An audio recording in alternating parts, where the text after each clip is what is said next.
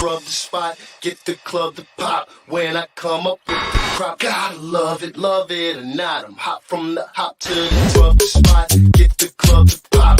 When I come up with the scrub the spot, get the club to pop. When I come up with the scrub the spot, get the club to pop. When I come up with the scrub the spot, get the club to pop. When I come up with everybody, we do it. Everybody, we do it.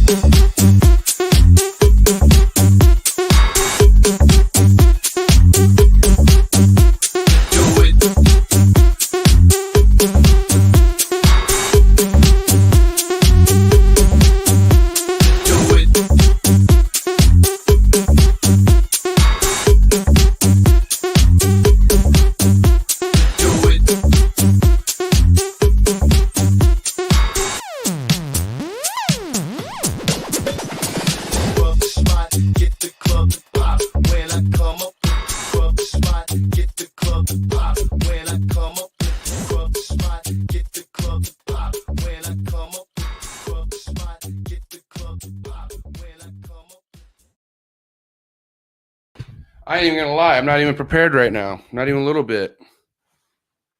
What's going on? How's everybody doing? It's your boy MJ up in the building. Before we get started, if this is your first time tuning in, please do your boy a favor. Hit the subscribe button, hit the like button, dislike button. Leave me a comment, please. Leave us some sort of feedback. I appreciate it. As you can see, my vibe's a little off right now. I didn't even get to smoke before I started.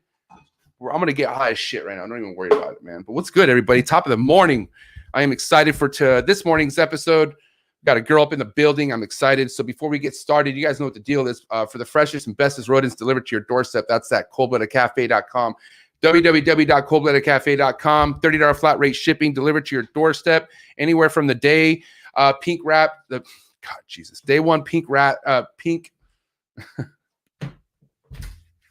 Woo! Gotta love it. Anywhere from the day one pink. Why can't I talk right now? What the fuck? What am I trying to say? Anyways, freshest and bestest rodents delivered to your doorstep. That's at coldbloodedcafe.com. And then when it comes to enclosures, the best enclosures right now being built are the Focus Cube habitats. PVC built, very easy to use. And it's awesome. When it comes to boreal snakes and all any kind of species, Focus Cube habitats is where it's at, man. So make sure you go check them out. Shout out to Steven, shout out to Ashley. You guys are doing big things, and I appreciate you guys big time.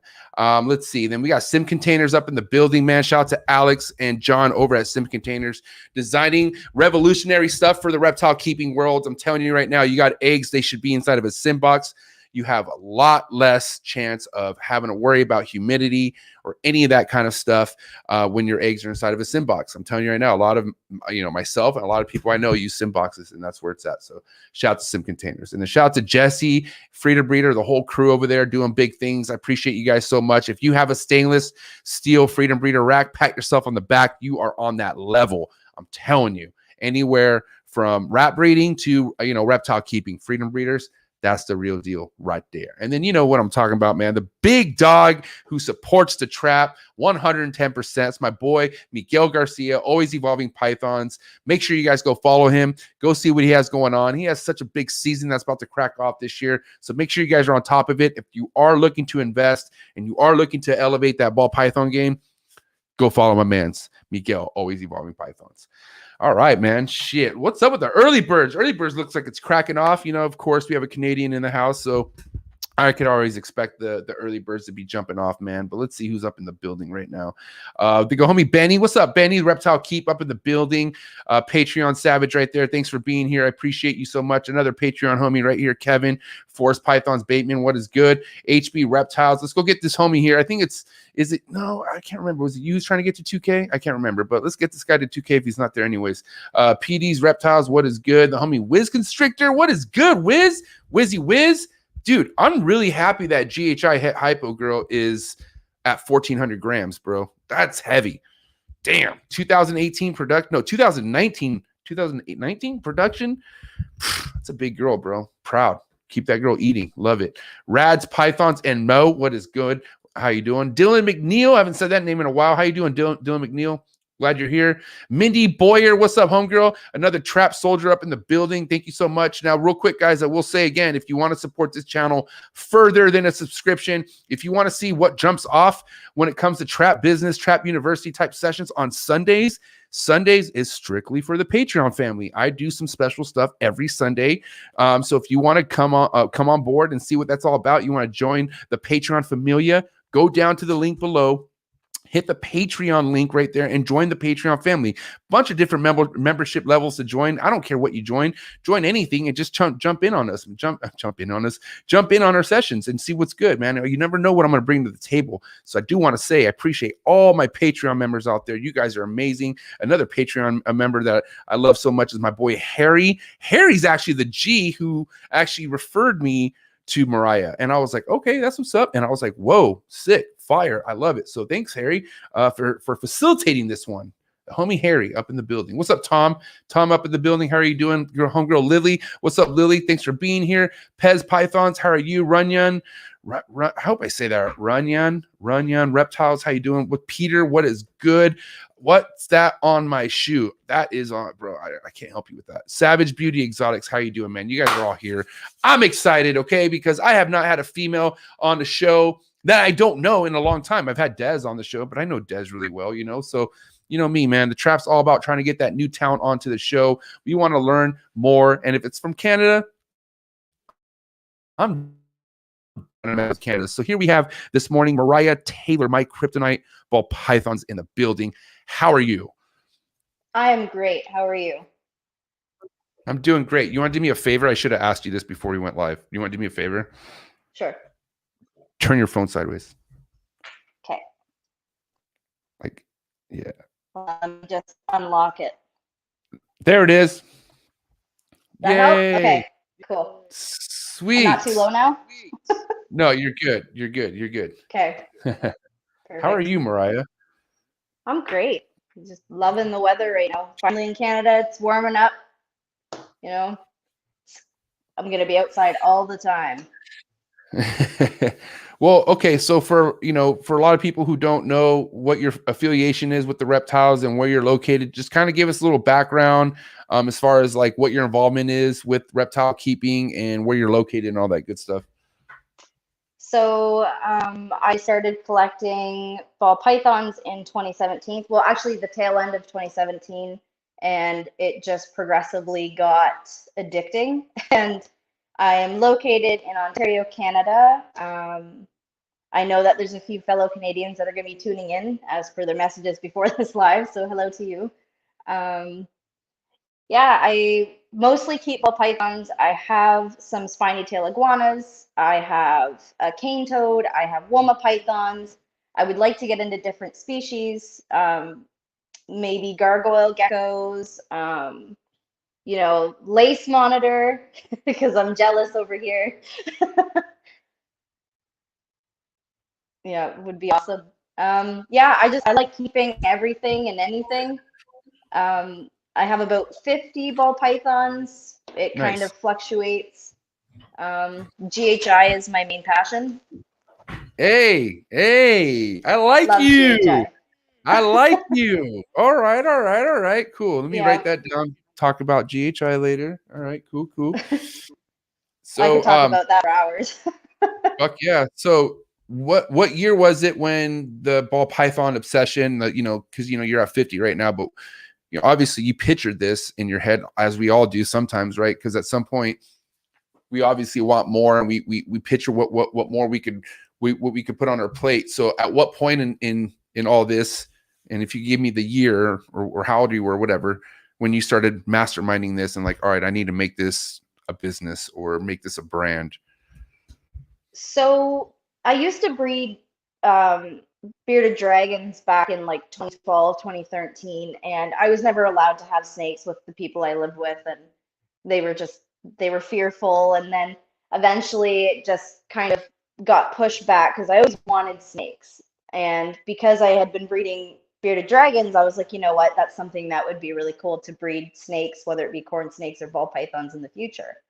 And they were very, like, morphs back then were astronomical. I mean, the they were so much money. I mean, like pastels were like at the time that I was looking at them were like $2,000, which was a lot to me for essentially a pet at the time. But so 2017, I finally was able to, sustain on my own. And I was like, you know what, I'm going to get a pet snake. And so I went and I was looking, and I had posted in one of the forum groups on Facebook looking for a ball python. And oh my God, that was probably a bad idea because it was so overwhelming. I probably had about 100 comments within like an hour of people being like, oh, you can buy my ball python. And and so a really nice guy, Tyler Latteroot, he and Sean Little, they're smaller Canadians that are super well known. Sorry, my headphones fell out. They had given me advice on what I should do if I wanted to breed. So I picked up a phantom firefly female, and I was like, okay, so what should I do with this? And then I got heavily into the phantom stuff. I bought like 4 phantom females, phantom vanilla pastel male, and I wanted to make super phantoms. That was the first goal. Nice. And oh yeah, it just kind of progressed, and then I realized that recessives were probably a really good thing to get into, and I just learned and evolved with it. And then it just turned into 50 ball pythons. I didn't have any plan as to like how many, or I just, if I saw a snake that worked for my projects, I wanted it. And that's just same thing still right now. Like I don't have a projection on what I would like to be. I mean, Will Moreau's, I really like his collection size and powerful collection he has. So I look up to him a lot as far as just as a whole collection. I guess I could put myself in that. That's where I would probably like to be. Sick. Now, what from what I understand, from what you're telling me, you're like a visual collector. Like you make shit that you like looking at. Basically, you're not really shooting for. Well, fuck, that snake sells for 10 grand. That snake sells for 5 grand. Yeah. You're just working with shit that you like to look at. Absolutely. That's the way to go. 100%. That's the way I did it too, because look, at the end of the day, yeah, who doesn't like dollar signs, right? But when you're working with something solely for the purpose of making money off of it, and then something happens to the market, or anything could happen with these fucking animals. These animals could be worth, X amount, and then tomorrow something could happen where they could either be worth a lot more or a lot less, But I always feel like if you're working with something that you enjoy personally, visually, like looking at, like if it's like regardless what it's worth, you know what I mean? Like I held back single recessive gene females just because how fucking great quality they look, and they're female, and I don't want to sell that. I don't want to sell it. I don't want to. Why? I'm going to keep it and make more beautiful animals out of it. But it's like no matter what, Mereyehia, no matter what my animals are worth, I have everything I really like enjoying working with, messing with, playing, taking out, all sorts of stuff. Like, so that right there is huge to me, that you basically just, you work with what you like to look at, For sure. That's why like there's so many people that are like, keep buying GHI females and blah blah blah, and why don't you buy like some more recessives space wise, right? And I was like, yeah, I do like recessives. I love clown, I love pied. Eventually I want to get into ultramel, that type of stuff. But for me, there is nothing better than GHI looks wise, and I could take super GHI and just kind of act like it's a recessive in a way, right? Right. So that's my plan is, I mean, I have GHI, I'm getting it into clown. I have 2 females that just ovulated for GHI pieds and GHI fire pieds this year. So I do have it in recessives, but I just, if someone put a really nice GHI combo in front of me and then a female clown, the clown is probably the financial way to go, right? But the GHI is what I'm picking. But what's crazy, it's funny you say that. The clown is the financial way to go the quickest way. Like if you want the quickest way, go the clown way. But longevity wise, with that GHI combo and you putting it into other shit that you already have, like the pied stuff, come on, like that stuff's so important. And I'm talking about really good quality codoms. Like I'm talking about some fucking, because like if you understand, GHIs are everywhere, right? But you could really tell the difference from a really high quality GHI versus just like a, you know, and all GHIs matter. You know, I'm not trying to say, oh, fucking, there's some shitty GHIs out there. No, all GHIs matter, but you see GHI that's been put back into each other and the quality just smacks. Like, you know, I stand by very highly with my GHI game that I was able to build off Chris Cercery, Ball Pythons 101. Like he helped me a lot in the beginning, and I saw the quality of his GHI leopards and all the shit that he was working with in the beginning of everything, like through the picture. And you know, just as well as I do, that it's really hard to pick up anything off a picture with a snake. Like you got to see it in person. You know, it's and looks could be deceiving on a picture, but usually mostly for the better. Like meaning like you see a picture of a snake and you like it. Most likely when you get that snake in person, it's even better. You know what I mean? From what I can, from my experience, right? But yeah, I don't, you know. Yeah, I absolutely agree. Yeah. So do you work with any super GHI stuff right now? Are you like I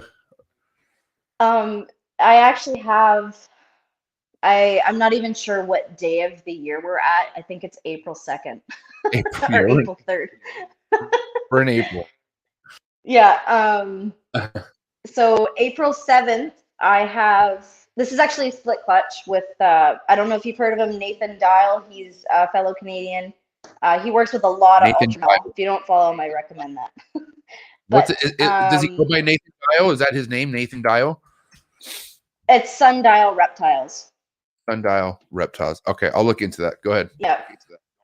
Yeah, so he has a GHI blackhead, het albino, and we believe he's got like the red gene, you know, that type of stuff hooked to him. And we put him to just my single gene GHI female. So I'm hoping for GHI blackheads. And if he is red gene, then they would have that as well, or could potentially. I'm not really sure what's all in that male. We're trying to figure it out, I think. But he makes really nice quality babies. So I'm really hoping for a super GHI blackhead. And that, I think they're 4 or 5 days away from hatching. So sick. I'm excited about that. Yeah. That's right. I always, you know, I admire people who do split clutches with like somebody who's on the same page as that, you know, the other person. Like, you know, I always, you know, because I honestly don't, me personally, don't go seeking or go looking to do any kind of split clutches, but there are some motherfuckers out there who I would really love to just like collab with. Yeah. So I think it's cool because, you know, at the end of the day, sometimes collaborations could just make everything go that much further, you know, without having to look around and stuff, if that makes sense. For sure. So what year was your first clutch? So when I first got into it, I had a next door neighbor and she was into the ball pythons as well. We both kind of got into breeding, not together. We both had separate collections. Right. But it was such a silly one too. But she wanted to put her granite female to my yellow belly male. Okay. And when you first start out, like when I first started out, there was some purchases and a single gene yellow belly male probably wasn't it. But we wanted to make granite yellow bellies for some reason. So that was the first clutch between us two. And there were 10 eggs for the first clutch. So I was like, well, 5 each, I guess. Yeah. But yeah, so 2018, early 2018 was my first clutch split. My first clutch by myself was the tail end of 2018. Bet. Hey, Mereyehia, do you have an iPhone? I do. Okay, let's get rid of the headphones. You don't need the headphones. You should be good. So I don't? Okay. No. Yeah, I'm using... You could disconnect them. Go and disconnect them. Now, for whatever reason, if your connection gets messed up, you just have to log out and log back in. Okay. I'm going to figure out how to... It's on Bluetooth, so I'm going to just get rid of Yeah, you could take that off. For whatever reason, hey, if I ever bring you on the show, guys, and you have an iPhone, you don't need headphones, which is great. I think it's just mainly Android. Those are too big for my ears. I was borrowing them. All right, it's all good. How do I sound? Do I sound okay? Perfect. Woohoo! All right, cool. Awesome. Okay, so real quick, shout that year out one more time. Your first clutch was in 2018, like the 2018. tail end. Yeah. Okay, perfect. What was that feeling like? I mean, share that emotion that you felt when you actually had eggs, and then from the eggs incubation, and then seeing these little noodles come out of the eggs. Like, how was that kind of? Can you kind of explain that emotion as much as you can to us? For sure. So that clutch in particular, she actually slugged out all but one egg, and I was so ecstatic that I got one egg. Like it was so bizarre, because you'd think that I'd be upset about the 7 eggs that were slugs. Not at all. I was so stoked about that one egg. I was like, I don't even care. I don't even care. I felt bad that the mom put so much energy into the slugs, basically. But she was a Phantom Vin Russo, and I had paired her to the Phantom Pastel Vanilla. That was like my first shot at Super Phantoms. And the baby came out just like the dad. She was a Phantom Pastel Vanilla. And I cried when she pipped. I did. And I'm not like a super emotional person, but I was just like, this is the coolest thing ever. I don't know. It was just surreal. Yeah. Like and the feeling doesn't go away. I've had quite a few clutches now, and that feeling never goes away. Yep. I'll tell you what. No, go ahead. I'm sorry. No, I was just gonna say, it's just the feeling is one of the best feelings that you could ever have, in my opinion. Like, it's just really happy, and to see the plans come into fruition. Like, cool. what else can make you feel that young of a kid again? That kind of feeling, like you feel like you're a fucking child. You're so excited over, and it's amazing. You're creating life for something. I think that's even if it's a plant, I think it's sick. Like that you could sustain that. But it's just crazy, that excitement. It's like Christmas, and you have different phases of Christmas. You feel happy to see good eggs. You feel happy about seeing the progression of the eggs, of them dimpling, and then when they come out finally, like the you know what I mean? It's like, whoa, like it's very intense in a good way, but it's also priceless. Like dude, it could be any fucking snake. Like my first clutch, which I kept all of them. I didn't want to get. I mean, I gave one away. I gave the male away as a like giveaway to somebody, which went to somebody actually I know. But I kept all 4 other females, and I still treasure those females like anything. Like they're like I love them. And now 2 of them are about to be on eggs now, which is funny. Like that's even crazier. Like that's another great feeling. But like I don't know. Like I've done a lot of things in my life, Mereyehia. Like I've had success playing sports. I've had, just like as kids and stuff, like winning championships, and done a lot of cool things kids could do at a young age. But like, I feel like everything's outdoing everything that we're doing with this reptiles, like breeding snakes, is outdoing all that excitement. It feels like, I don't know what it is. I could just be having a good time, which I'm sure I am too. Right. But man, it's like, why would anyone want to stop this? Like, I just, it's crazy. And we're just talking about ball pythons here. You have lizards. I have lizards. I'm obsessed. Lizards is a whole nother thing. Like, I'm sorry, guys, but snakes ain't got shit on lizards. Like, I'm sorry. Dude, they are the best. They are the best, which we will talk about here after the ball pythons. But, yeah, dude, I mean, we're in a good place. Like, this hobby industry, whatever you want to call it, we're in a good place. And if you're just joining this, obviously subscribe. But if you're just joining this, but like listening, dude, you are in a good place. You yourself, go love your animals. You're in a good place. Everybody's in a good place. So 2018, boom. So what was it like for you in 2019? How was your success with ball pythons in 2019? So when I first started, I couldn't afford to buy the big females, the proven breeders, and all of that. So really, all of the stuff that I bought, it was either just coming to size or was almost there. So my 2019 season was very short. I didn't have a whole lot of luck with my 2019. I'm actually trying to think of what clutch was that. It'll come to me, but my 2020 season was way better. It was just my 2019 was just growing up everything that I had. Now, last year and this year, everything is pretty much grown for me. So this is when it's going to start, building my collection, keeping holdbacks, and then, stacking what I want to make the super GHI blackhead clown, hypo clown. You know what I mean? Like that's the goal. So 2019 was meh. Okay. I only had one clutch, and it's really bugging me that I can't remember it. How many eggs? 5. Okay, so better than 2018. Oh, absolutely. It was better for sure. Okay, cool. Oh, that's bugging me, but it'll come to me. I know it will. It's all right. It's fine. We'll get there. So 2019, you got your one clutch, right? And then at this time, you are raising most of your animals, right? I mean, you didn't just, like you said, you didn't go buy adult females. You are raising all your franchise basically right now. Is that right? Okay. Yep. Now going into 2020, how was last year with your ball pythons? Oh, amazing. So I had a pastel DG male because I really wanted to get into Desert Ghost, but he just kind of shit the bed and was like, "No, I'm not breeding anything." And I was like, "Okay, well." So I had to bring in a Codom male that I had. So he's cinnamon, spot nose, pastel sugar, and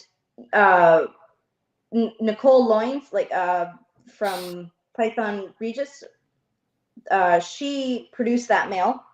Okay. And her line of sugar is really bizarre. It creates almost like pixelation white on the tail. So the babies that came out of his clutches, so I had 2 from him. I held back a phantom cinnamon spot nose sugar female, and she is one of the coolest things. There's no recessive to her. There's no het, but she is one of the coolest things I've ever seen, just visually. I think she's amazing. And what else was there? There was hypo clown stuff. I did a lot of hypo clown, a het hypo clown. I really wanted to build my hets. I hit a GHI Mojave double het hypo clown female, and that's my baby. I love her. I can't wait to see her on eggs in a few years. Say that one more time. The genetics. GHI Mojave het hypo clown female. Wow. Het hypo clown. So double het. Yeah. Okay, I need you to doubly put my name on that list twice. Okay, so MJ, and then everybody else. We'll put Mereyehia and then MJ, everybody else. I'm actually this year that same hypo clown, I'm putting him to a GHI Mojave yellow belly and a GHI Mojave pastel yellow belly. And potentially I do have another GHI pastel Mojave yellow belly, so I'm debating on putting her to DG or the hypo clown. I might do one of each because they're the same genetically. But I'm really excited about both those projects. Hypo clown is underrated in my opinion. Huh. That's really neat. Yeah. So let's kind of talk about like Mereyehia, like, obviously you were like me, like I looked at this and I was like, I don't want to fucking dump all this money for adult females and just jump up the ladder. Like I was kind of like, well, I'm in no rush. I love these animals. Let me just slowly build this thing. Right. For sure. God damn it. My mind went off. What was I going to say? Well, that just happened. Happens like once a show. Look, you know why? I got none of this left. My alpha brain's gone. It's supposed to be here and it's not. Okay, what were we just talking about? Like literally clown, the project hypo clown. Oh, I got it. Okay. See, I don't know. It comes back just like that. Okay. So yeah, like I said, money, right? I was smart as fuck in the beginning. I did what I could, and that's it. But like, let's just say like money was not an issue. Like, let's just say you came into this and fuck, whatever. Money just wasn't an issue, right? What would be your approach then? So I would be knocking on Will's door.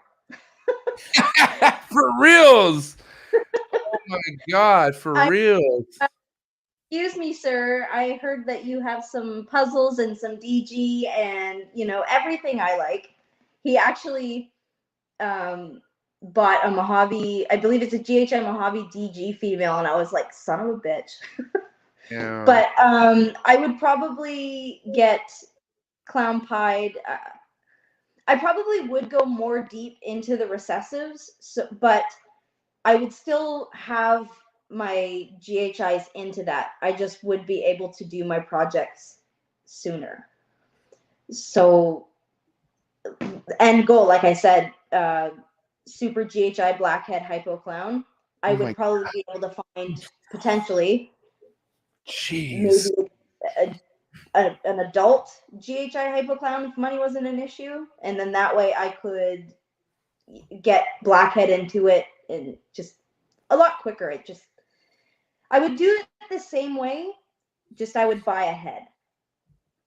Right. That makes sense. Because, dude, I mean, I fucking look at hats, especially a really nice hat, and if it's coming from somebody you hella trust and the pairing like the back of your hand, bro, hats are visual to me. Like, I don't give a shit. Like, I look at hats just as good as a visual, and I keep it. Oh, I keep hats like a motherfucker. I love het females. I love them because that just like I just picture them on eggs down the road, and I'm like, you know what I mean? Like, it's, to me, it doesn't matter what they look like or if they're visual or not. Sure. I'm definitely like the Will. I'm like the Will mentality right now. I'm just trying to collect my females, and I don't want to sell females. And I produce a lot of females. It's crazy. I don't know what it is about my room or my incubator, but I produce a shit ton of females, like a lot, like extra. And I'm not complaining. Fuck, whatever. I'll take females all day. But also too, it's just it's so rewarding taking the long game mentality in this industry versus trying to jump up the ladder, getting adults, and trying to fucking be Mr. Top whatever the fuck breeder you're trying to be. And I feel like people don't understand how difficult that could be. Even with money, like you could try to go buy adults, but like that doesn't guarantee anything. Like it doesn't, like especially buying someone else's raised animal when you never raised it. Shit could come out of left field. Things die on you all the time. Like especially adults. Like it's funny how many times I hear stories of things just rolling over and dying, and it's always an adult because they do die. You know what I mean? They're not always kept the best way at some point of their lives. And maybe they do land in your hands and you get them on a right kind of feeding thing, but that sometimes can put their body in a shock. I don't know. I don't fuck with adults. I don't. I just don't. I mean, even though you can, but I just don't. It's funny that you mentioned that because I did have 2 females just die, and they were adult females that I had bought. And, I took them. The one I got an autopsy. There's nothing wrong with her that we could see. She just died. And, it is what it is sometimes. I don't know how old she was even. Who knows, right? So it just, I prefer buying the little ones. Plus, they're cute. They're cute as hell. So I'm like, well, little baby, I know their feeding patterns their whole life. And I just know their mannerisms, and so to speak. Like, I know which ones are going to come flying out at me. If I buy an adult female, well, I'm probably going to put her in a lower bin just because I'm short. I'm 5 foot. And my racks exceed me. So I don't want to put a female that I don't know up by my face when I'm trying to feed her. Yeah. But that's minor details. But just as an example of why I like my little ones and why I like to grow them. Plus, it's financially better for myself because then I can get I could pick up, let's say, a pied female here for, it's about $1 a gram here. Right. 2,000 gram pied female is probably going to fetch anywhere from $1,700 to $2,000. Right. Whereas if I took that $2,000 and bought a hatchling pied female, I'm probably going to get a couple genes stacked on it, and I got time. So if I get a yellow belly pied female or a yellow belly GHI pied female, just as an example, for less money than I would a lesser gene adult, then I'm going to do it because I Right. got to raise that up. Yeah, I mean, I'm just saying, raising is such a reward field. I mean, like I'm saying, like opportunities arise, and I'm not saying, oh, don't ever get an adult. No, I mean, you could definitely get one. I mean, so like I said, I've had luck with getting a couple, but preference wise, if I'm looking to add something, because for the most part, Mereyehia, everything that I want right now is already in motion. Like I don't need to buy anything that give me results right now. Anything I buy, I want results in 3, 4, 5 years from now. That's what I want. I'm always looking that far ahead. Me too. Yeah, because it's like obviously that's what keeps my excitement too. Like I don't think people understand. Like when you also like buy young shit, like all it does is get you excited for your projects down the run, like down the road. You know what I mean? So, but teach their own. Like I said, it's really people come into this industry in so many different type of situations, so it's really hard to determine what's what. I've seen different, I've seen people come in by adults. I've seen people come in by some adults, some hatchlings. Some people start from the bottom and just fucking buy a bunch of expensive ass heat, but raise that heat. And I feel like those guys, like the ones who are investing in people's hatchlings, like especially like Justin's work and and Miguel's work and stuff, like, oh my god, that's why I'm like, I get so excited for the ball python industry, because dude, imagine the shit that people are gonna be hatching in the next couple years, probably this year. Like imagine like the snakes we're gonna start, like, you know what I mean? It's like, Justin keeps freaking us out, he keeps dropping heat and we're like, what? But like that kind of stuff's not gonna stop. Like it's not going to stop at all. And more people are going to be doing what Justin's doing, maybe not to his caliber. A couple people, I think so, but Justin's on his own bookshelf of fucking reptile keeping. He's doing his own thing. But anyways, but yeah, it's like, dude, I honestly like, man, I'm having fun with what I'm working with, but the Will Morrows and the Khalils and fucking, the list goes on. Those motherfuckers, man, even you, Mereyehia, like I'm saying, like the future looks great for ball pythons. It looks really, really good. Like, and I'm really excited to be in this game. I don't ever want to leave ball pythons ever. I'll always keep ball pythons forever. I actually, just funny you mentioned Khalil. I didn't pick it up from Khalil, but he produced it. A GHI Enchi chocolate hypo female, and I am like, Khalil's animals are just mind blowing. Like the fact that just she's in my collection is surreal to me, and she's little too. Like she's a baby, so I'm excited to grow her up. But I've bought a few animals from Khalil, and just he's a great guy to work with. Yeah, for sure. I love Khalil. Khalil's been because back when, so 2017, I came into this, got a few bad taste in my mouth on some people. So I just had I had Chris Ursery, I was talking to a lot. And then, the Miguel I was talking to a lot. And there was a couple of other people, but then a couple other people that took me in and gave me legit advice was Khalil. Khalil was my boy. He really, he felt me, he made me feel like, all right, dude, I can always talk to this guy and he's going to put me on the right way. And he always has. And I fucking love Khalil for that. And, getting to meet him in person was a whole different level too. Same with Will. Will's one of the nicest, fucking most informative guys. He's beyond his years. I'm telling you right now, this guy is something else. Super humble. I probably talk about Will every episode. Talk about Will, Miguel. These people I talk about every episode because they're that inspiring to not only me, but to the guest and to everyone who's watching. For sure. Those are all great guys, and Miguel, he's so nice. Like he's such a nice guy. Like I haven't personally, well, that's not true. I did meet him at the CRBE here in Canada. I believe it was the 2018 one. I think that's the one he was down for. And Justin and Cusco and all those guys came down to Billy's facility. I can't remember what year that was, but they're all super nice guys, and they're willing to take time out of their day to message you. I had messaged Justin Kabilka one time to help me ID an animal, and he had no problem helping me. Like, it's just awesome. And I think that the community is such a great place 99.9% of the time. And I really like the community. I love the people in it. Everyone's awesome. It's so supportive.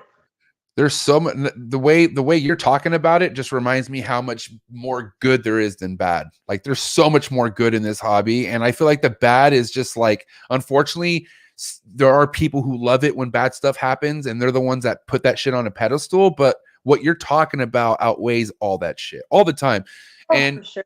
especially when the shows, man, that's why I fucking miss the shows, man. And I really, it sucks, Mereyehia, because, you know, hey, listen, day by day, but you know, for the last year or so, I've been like basically full-time doing reptile stuff and just doing the podcast. And boy, do I have time to travel, and I can't fucking go anywhere. Like, I want to go to Canada. I want to go fucking swim in Cleo's pool. I want to go look at fucking Will Morrow's property and find out where I can move and put my stuff. And you know what I mean? There's just things I want to do, and I just want to go to Canada. I just fucking want to go to Canada and smoke tough and just be with some peeps, you know. Yeah, but it's gonna happen. You know, and I've never been to the east part of Canada. I've only been to like Whistler and like British Columbia because I used to live in Washington. So like, and dude, fucking fan. Like, dude, I will never forget going to Canada for the first time. You know, I think I was like 18, 17 years old. I had a fake ID. 19 years old only to drink. He was only 19 to drink in Canada. So I remember I had a fake ID, didn't look nothing like me, but my first drink with that fake ID was at a Red Robin in Canada, I think, or was that some restaurant, I think, or something. I think it was Red Robin. I can't remember. But anyways, yeah, I love Canada, man. Nice ass people. I love it. For sure. Now, what were some of the struggles, if you had any struggles, with any kind of either temp, humidity, or hatching, any kind of problems that you may ran into with the temperatures that you deal with in your demographic, in your area and stuff like that? So I find humidity in the winter is the worst. Like, yeah. So I don't mist my ball pythons, but I'll like dump a cup of water and mix the substrate. And even when I do that, sometimes there's still stuck shed. And stuck shed bugs me, not because I'm like, I don't look at someone's snake that has stuck shed and be like, oh, you're a bad keeper. Not at all. It bugs me. For my own snakes, like when they have a stuck piece of little, even if it's like just a little bit of stuck shed on their head or something, I'm like, for fuck's sakes, I gotta fix this. So I'll just like rub it off gently or whatever. But in the winter time, I get like 4 or 5 females that shed in a row, and they always have like these little pieces stuck to them. And it's just something that I just get like OCD about it. Right. Like, I would say humidity. I don't really have any problems with heat. I have my reptile room is my basement, and I think it's a 10 by 8 room or whatever, maybe even a 12 by 8 room. And it's not bad. Heat wise, it keeps pretty warm in there with all the racks. And then my incubators, I have one of Billy's incubators. The same. I got one from him. So they're pretty big. You got one of Billy's incubators? Yeah. One that he's used? Yeah. Wow. It's funny, I have some of Billy's original racks. So, wow. Like his... Are you that close to him? No, I got secondhand. And I know Billy really well. You know, I've visited his facility a few times, and, you know, I'll call him or whatever. The one time, this actually happened recently. I have him under as Mutation Creation Billy. So I went to go call my mom, and I accidentally hit Mutation Creation, and all of a sudden he's like, hello. And I was like, well, you're not my mom. And he's like, what the fuck? I was like, fuck's sake. It's like your mom. He's like, conversation, but... And then he called me later, and he's like, this isn't dumbass. And I was like, fuck's sake. That's funny. Yeah, he's a good guy. He's a nice guy.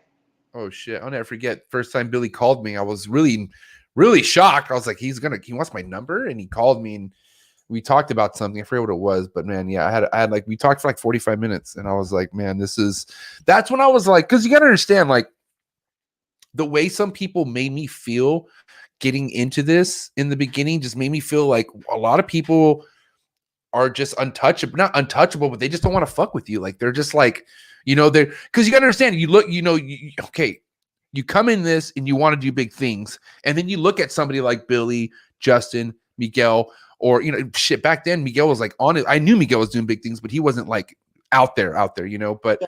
either way, you saw people who had accounts and you were just like, how in the fuck will you ever get to that? You know what I mean?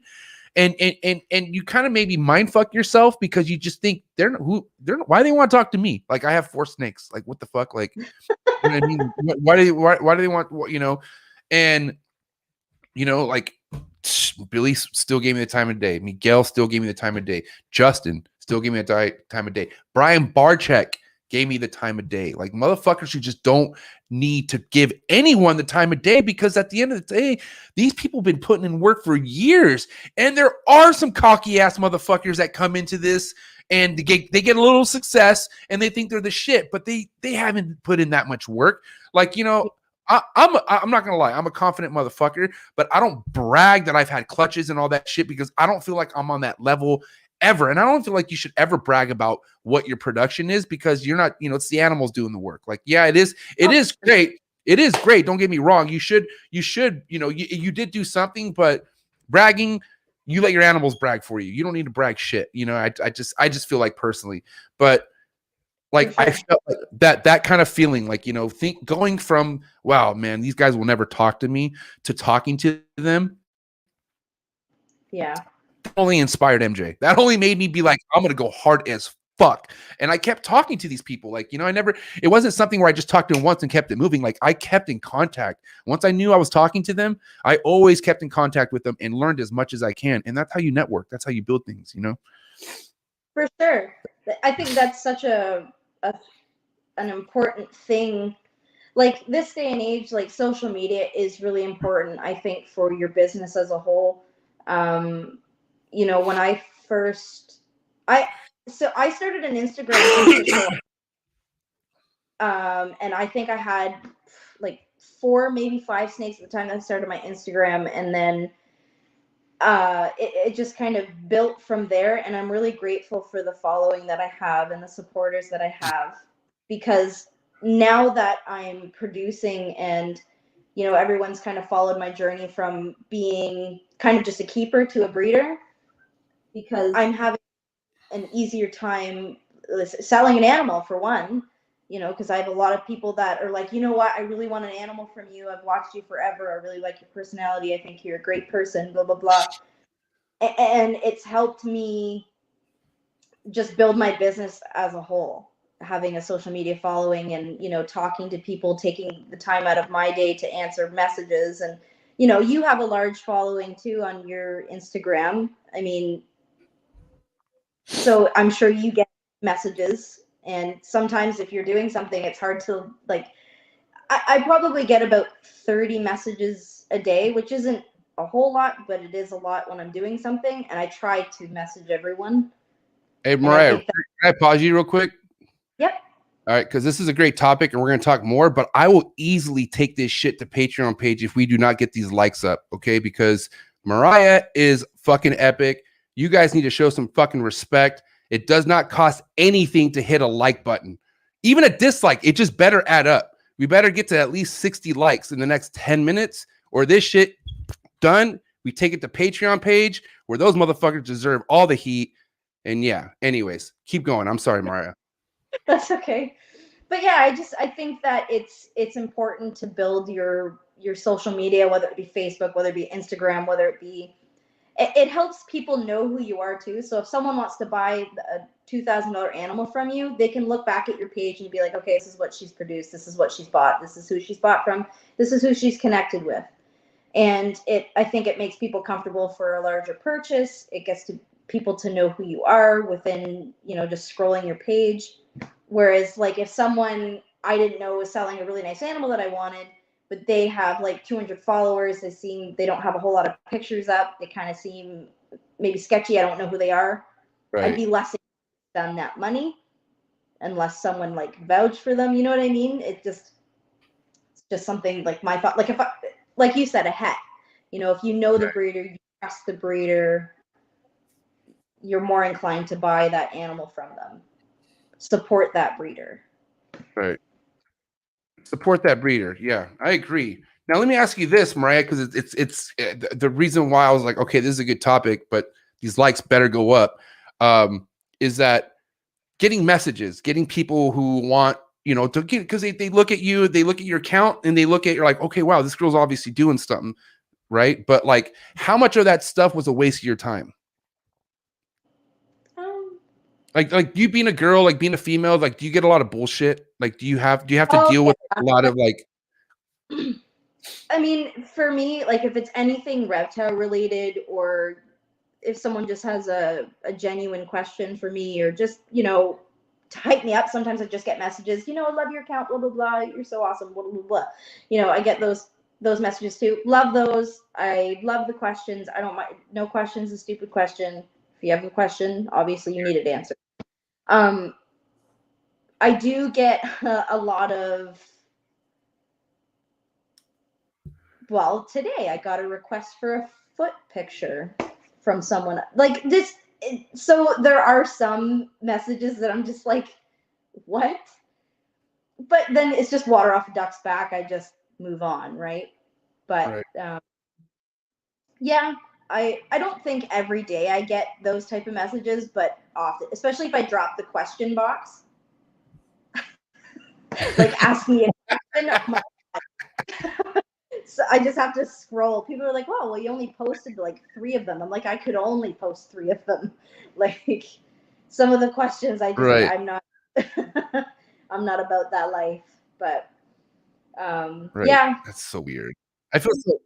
Yeah, dude. I mean, my wife goes through the same shit too, and I just tell her, I'm like, you know, I can only imagine. So she just takes care of it. She deletes it. Like in the beginning, when she started really putting her fitness stuff out there, like she would like have guys come say, hey, you know, your husband's cheating on you, like all sorts of like weird, like outlandish shit. And yeah, but like it's like it just kind of just comes with the territory, unfortunately. You know what I mean?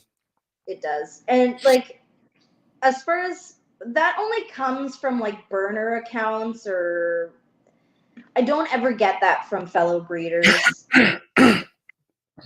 Majority of the breeders are gentlemen. They don't, you know, they're really respectful. Like I get a lot of questions like, you know, is it hard being a female breeder? And I'm like, you know what? It's really not. It's sure, I get the weird messages sometimes, but that doesn't come from the breeders that we respect. And, you know, Wilma Rose and Khalil, Nathan, Chris Ward, Billy, Austin, they're all gentlemen. They're all really nice. They're supportive. You know, when I talk to them, they ask me about my animals. They ask me about what's going on in my collection. And so they're just as supportive as they would be a male. And I really appreciate that. Like it's just, I don't find it any different being a female breeder. Honestly, those questions come from burner accounts or just people that are randomly following me that probably don't even have a snake. Yeah, for real. You know, and it's crazy you say that too. It's like, oh man, like, you know, not to steer back to like when something bad happens in this industry and all these people fucking pitchfork together and try to burn people down. But man, so many of those people that are getting all hyped up and going in the hardest aren't even like the biggest involvers in the community. Like they're not the ones really like who should be talking. You know what I mean? Like it'd be one thing if like you see like somebody like, I don't know, like,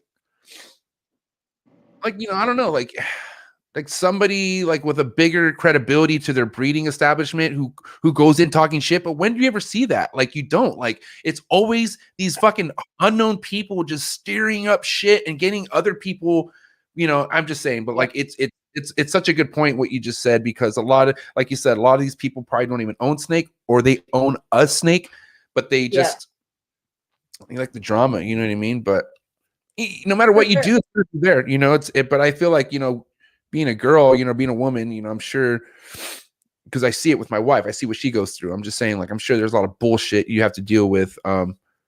That doesn't even involve snakes. You know what I mean? Yeah. Yeah. I don't think I get them daily anymore. Like I used to. Like my account's kind of slowed down because I haven't been posting as much as I should.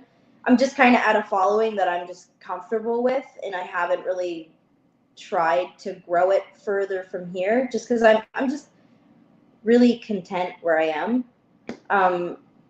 So I used to post daily at a certain time. And, I used to use certain hashtags to get my following up. Now I don't do those things. I probably should.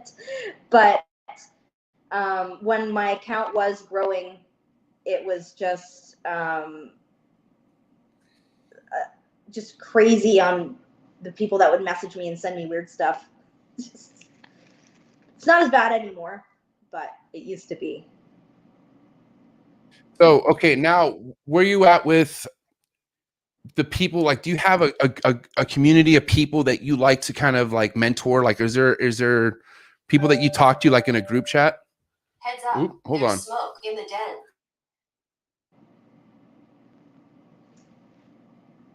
Sorry, that was just my dab smoke. But anyways, do you have a group of people that you kind of like stay in touch with, that you guys kind of talk back and forth? You go information back and forth and whatnot on like your guys' progress and stuff? Well, Nathan Dial, Sundial Reptiles, he's one, I communicate with him on a daily basis. We have several clutches that are going to be happening together this season and more than likely next season. April Lynn Porter from, I think Porter Pythons, she is another person that I keep in contact with. She's on the up and up as well. She hit some super asphalt banana craziness. Who else? I don't talk to her all that much, but someone I really looked up to is Nicole Loins from Python Reviews. She's an incredible breeder. She's a female breeder who has just a smaller collection, but like Will, incredible power. Like she a non-holdback that she has for sale right now is a blackhead Mojave, I think yellow belly pied female. Like it's just insane stuff that she has. Chris Ward, I have one of his females here. We're doing a split pairing. Austin is someone that I will talk to if I need help IDing a clutch. Billy and I communicate. Will and I communicate on occasions. Khalil's one. I don't know if you know who he is, Jesse Wilson. Jesse Wilson. No, I haven't heard of him. What does he have? What's his account? He's actually not into it anymore. Billy bought out his. I don't know if you remember when Billy bought out a large collection. That was Jesse Wilson's. He was like the main guy for albino and lavender albino in all of Canada. I don't know if you remember when Billy bought out a large collection. Okay, I didn't know. So when was this? Do you guys do you recall when it was that Billy bought a big collection? I don't remember. I think it was 2019, maybe end of 2018. I mean, someone can correct me if I'm wrong. So Jesse Wilson, when I first got in about year 2018, he was such a massive mentor for me, and the reason that I believe that I am where I am and I know a lot of what I know is because of Jesse. He took the time, and he was like, in Canada, he was a massive breeder. So he was the dreamsicle guy, I don't know. I miss him. I wish he was still back into it. Maybe he'll get back into it eventually, but he was definitely a pinnacle in my journey of breeding so far. That's so awesome.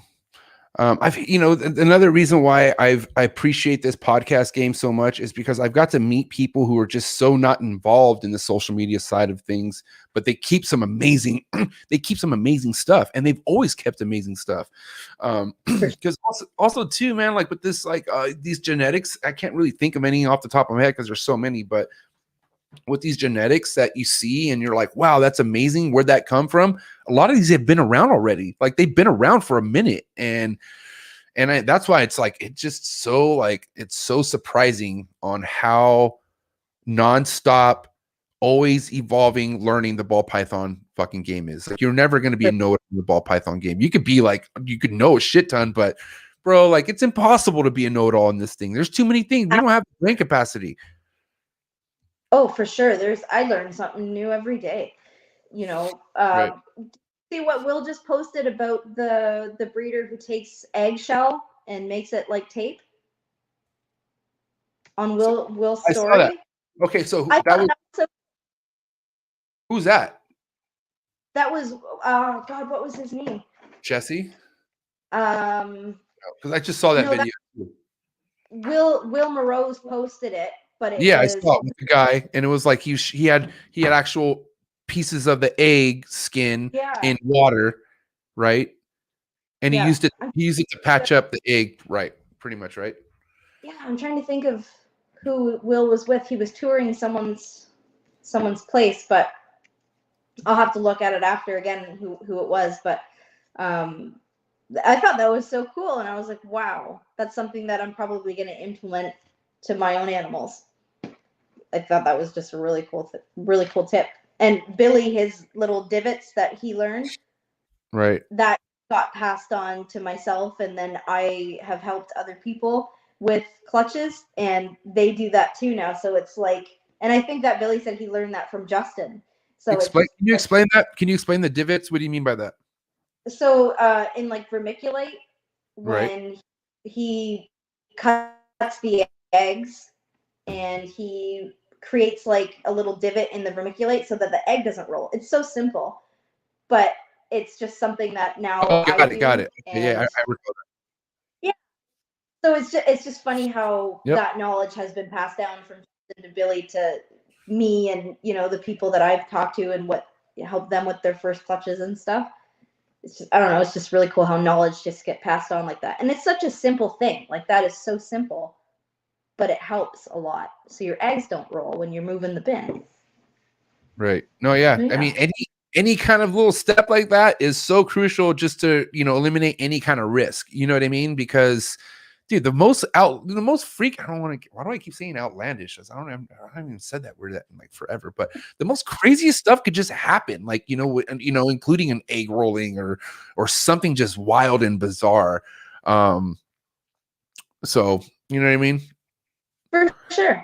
Absolutely. Anyway, so why don't we do this? Why don't we talk about what you're most looking forward to this year with your production? So now we're in 2021 with your ball pythons, right? So how many clutches are we looking at this year? So with my buddy Nathan, like, this includes split clutches, probably about 15. I'm pairing, I think it's 23 females, but I'm going to say conservatively 15. I mean, if every female goes, then it would be 23.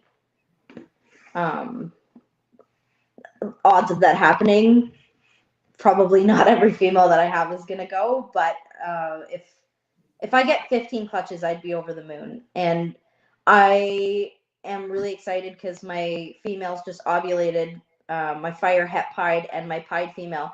I paired them to very simple GHI het pied because that's all I could find with GHI pied stuff. So I had to get a het male. I'm really hoping that I hit a GHI pied. I need some GHI pied in my life, bro. Because I have pied. I just don't have no GHI pied. I want GHI yellow belly pied. That's what I really want. Yeah. That would be amazing. That would that would be really cool because GHI already has like really nice yellowing. So like to add the yellow belly, like I have a GHI Mojave yellow belly, and she's my darkest snake with the yellowest dashes. Like, she's incredible looking. Okay. I definitely agree with that GHI yellow belly pied. So I could hit a GHI fire pied, which I'm sure would be, I think, cool looking. I mean, I don't really know. Fire is legit. Listen, fire is fire. I'm not gonna lie.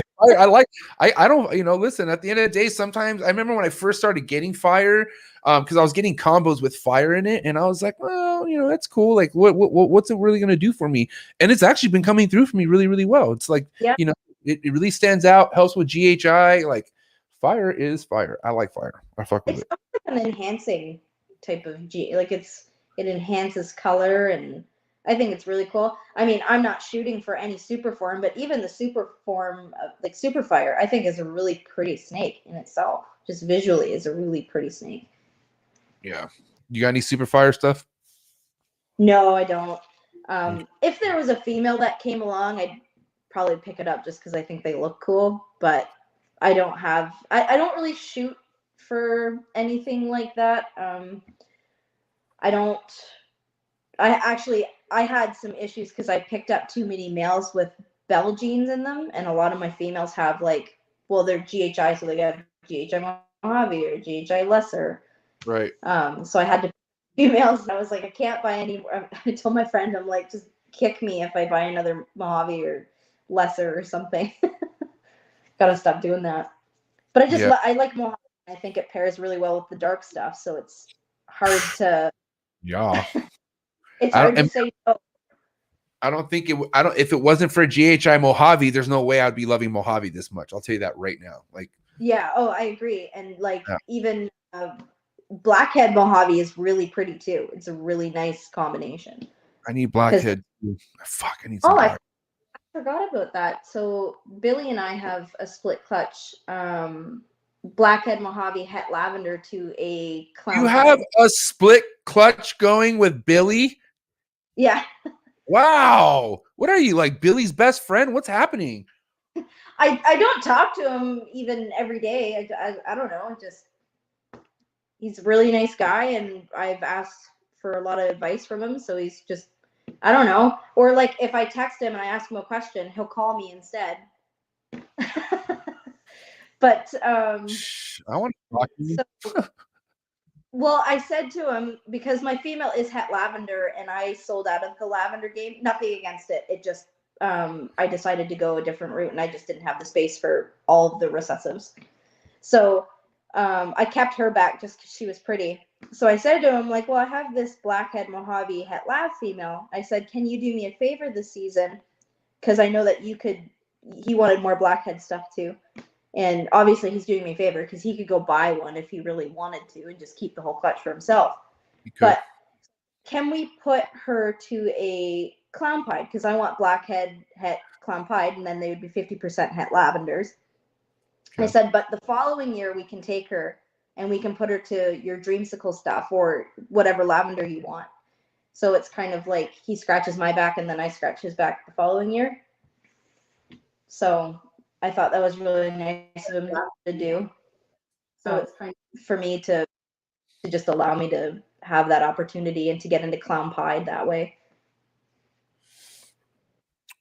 Yeah, because I mean, dude, GHI pied, and then you got clown. Like, man, imagine the GHI clown pied, but then you also have Blackhead and other stuff in it. Like, this is just a futuristic kind of mentality shit.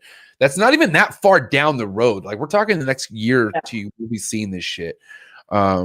Which was just like, and you guys, other people need to understand when this outbreaking shit happens, for the most part, it creates more opportunity for the other stuff that's been fucking popping off for people to get their hands on. Does that make sense? So, I mean, it's like, dude, no matter what level you want to be at, there's people creating shit that you can get your hands on to put you where you want to be at. Like, like Levant's always said, with the whole elevator mentality, like you can get off the elevator anytime you want. Like, and it goes with your shopping too. Like you could go which level you want to go when it comes to your shopping, Yeah. So, it's crazy. So longevity wise with the ball pythons, what are you looking to do with this long term, Mereyehia? Like what like if you look down the road 10 years, if you could just picture an ideal situation with your ball pythons, what would it be? And I'm gonna use a restroom while you're doing that, and I can hear everything that you're saying. So go ahead and say that while you're doing that, if you don't mind. Yeah, no problem. So basically what my plan is I would like to build or buy a place that has a shop that I can create a facility with, Ideally, I would like to be, I don't really know if I have a projected number that I'm comfortable with. I would be content with 100 or even 200 breeder females per season, and then just kind of hold back some females and see how that plays out. I don't really have a set numbers goal as far as my breeding plans. I guess it just depends on the space that I have. I definitely would like to get GHI into as many genes and recessives as I can, just for my own personal reasons. Yeah, I always wanted to buy a hobby farm and stuff, so to have my ball pythons on its own facility, it would be really cool. Maybe I could have an employee, possibly two. I would like to breed my own rats because the overhead gets to be quite a bit.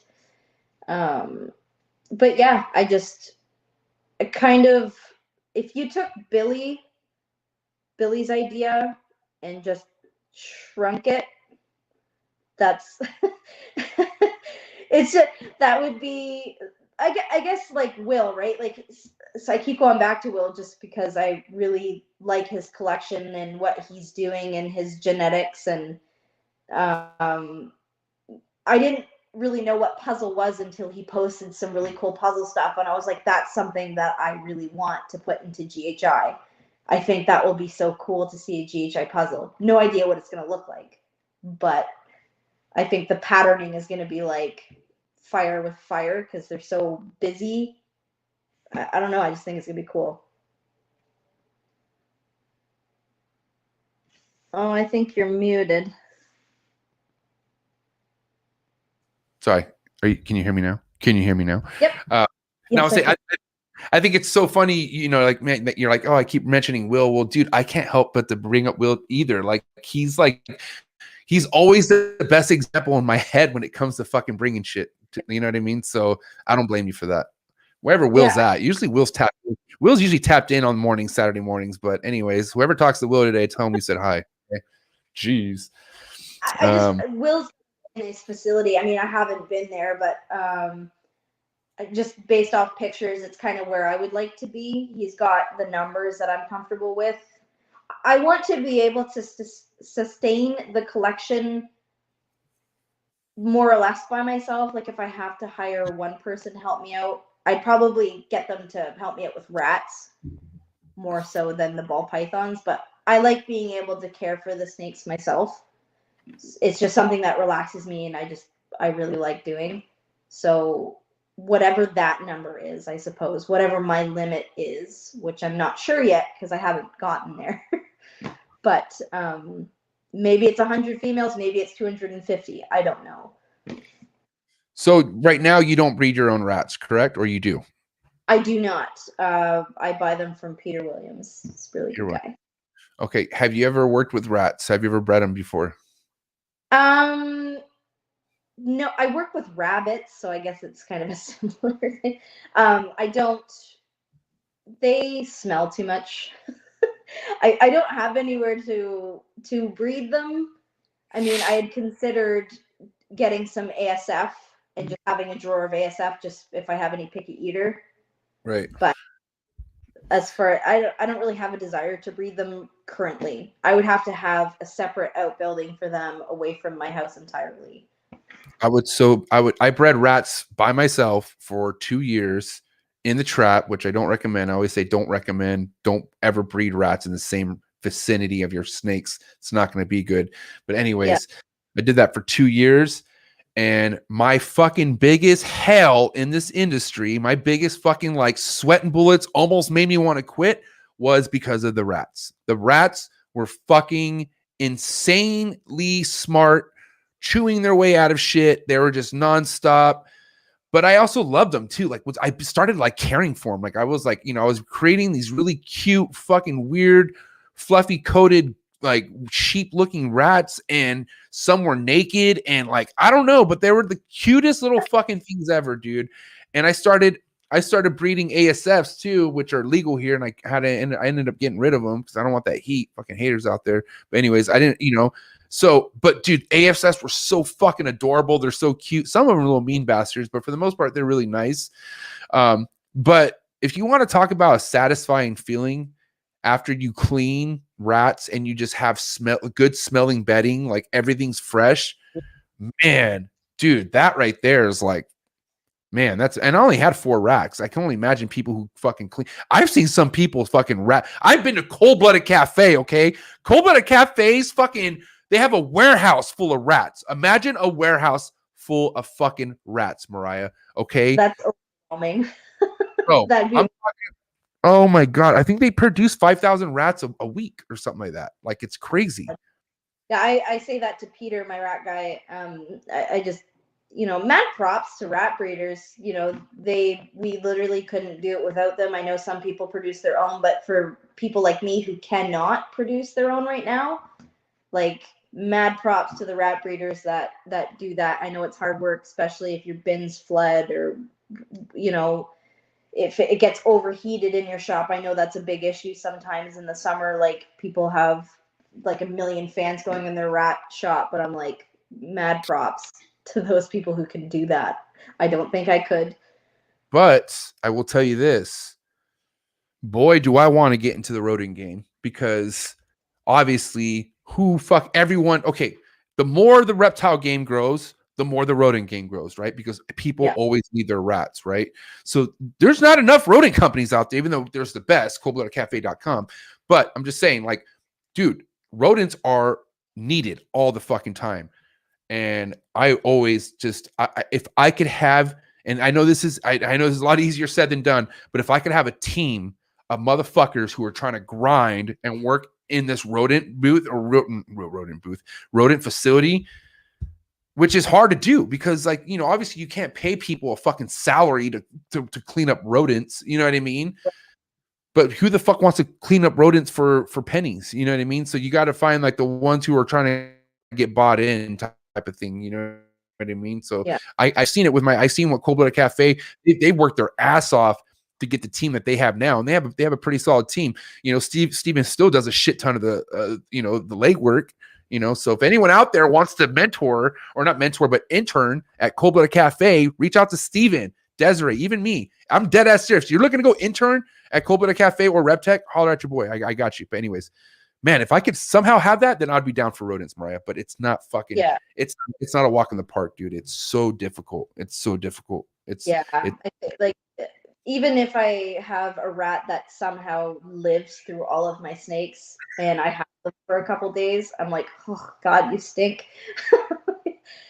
and like, I have rabbits, but I clean them every day because I live in a townhouse. It's like a house. It's big. It's a 3-bedroom with a full basement, right. But it's not ideal to breed rodents and stuff. Like, I have 3 adults now, so it's not even that much. I used to have like 10, which was a lot for my place, but mad props to the rat breeders. Couldn't do without you. Yeah, I mean, like I would never breed rats inside like the house. The trap is about 50 feet away from the actual house I sleep in, and it's like a I don't know, it's like a studio that I turned into the trap, obviously. But even that, man, like like I said, if I ever do go down that route again and I choose to breed rodents, this shit's gonna be in a facility so far away from my house, not far away, but like away. You know what I mean? Like, not in. Do it, and if I had help, I wouldn't be able to do it by myself. Help. Yeah. You'll just go a lot further. Not only with breeding them, but just mentality and having fun. Like, dude, it's if all that shit's relied on you taking care of those rodents all the time, it gets wearing, dude. It gets super wearing, and you get over it. Like, I got burnt out just fucking doing that every Sunday because I have OCD, and if you don't clean those rats by the 7th day, holy shit, does your room fucking reek? Like, it gets really bad. Like, to me, it does. So I couldn't stand it. But dude, that shit took like fucking 4 hours of my day. Like, it took, and I would do it on my day off. Like, back then I was working at the gym 6 days a week. So on my one day off, I had to fucking clean rodent shit for fucking 4 hours. Like, which I will tell you, I loved doing at that time because I was so excited. I was like, I know what I was doing. So I was passionate about it. But when I was like, oh man, what if I actually did the math and like, I didn't have that many animals to really need to fucking breed my own rats. You know what I mean? But I same kind of reasoning, other than like I literally have nowhere to breed them, but I don't have enough animals to make it worthwhile to pursue it right now anyways, even if I did have somewhere, because I know that the overhead of even breeding rats can be quite a bit, but just weigh it out, right? Eventually, yes, I will breed my own rats if I can get help. Maybe a fellow breeder, we could go in together and just split the work. I don't know if there's a breeder around me that would want to. Oh, there you go. Business opportunity. Biz opportunity. Who wants to go into business with Mereyehia? Who knows? She's taking applications. No, that's awesome. What about shows? Usually, I mean, I know you said you go to the local show, or not local show, but the big show in Canada each year, right? That typically happens. But do you ever come to the USA shows and stuff like that? I've never been to the States. I would love to go to Tinley or all those big shows. Even does the ham in Germany? It's the ham show, right? Yep. I would like to go there at one point in time, but I heard it's intense there. But I've never been outside of Canada. I would love to. Definitely Tinley is one that I want to go. Like every year that my friends had gone, they're like, just come to Tinley. And I'm like, are you going to Tinley? I'm like, I would really like to. It just hasn't worked out time-wise. Is it supposed to still be around May when the border is supposed to be a lot more like lenient or something like, or Canada's supposed to lift their whole hotel quarantine thing, or I hope so. What's the deal with that? We just went into I believe it's an Ontario-wide lockdown, so nothing other than essentials are open right now. Like it literally just happened the other day. Like it just, it's not even, honestly, like I didn't realize the numbers were climbing of COVID cases or whatever. It just kind of, the premier came on and did like an announcement and said basically, yep, we're locking down code gray, which is like the highest level of code. Yeah, and my daughter doesn't even have school for a month. She's out of school, so yeah. Dude, oh man, honestly, like what's going on over here, unfortunately, it's not, I mean, fortunately for us, but unfortunately it's not as good as over there. What am I trying to say? Anyways, over here I see kids going back playing sports and shit. Like things are looking to seem like they're going back to normal. Little by little, you know what I mean? Like we had a Del Mar Reptile show where there was a shit ton of people, like a lot of people. Okay. It was crazy. There was like a 3-hour wait just to get inside. Like after you were already inside the venue or like the show, there was an outdoor, like, courtyard type, vendors type thing. And then there was a building where there was actually all the vendors. And that took 3 hours to get inside just to see that. And man, it was insane. So, and that's in California. California is the strictest. Like, dude, we're fucking anal about everything. So I don't know, man. Like, I don't know. This is crazy to hear. I mean, if you guys are shutting down, California's opening up in a way. Texas is already open, which we already saw that coming. I don't know, man. I'm just over it. I'm fucking over it. Yeah, I'm ready. I am over it too. I mean, I feel for the people that have, that are autoimmune or, that they struggle with COVID or they lost someone to COVID and all that. But like, it's a lot to, mental health matters too.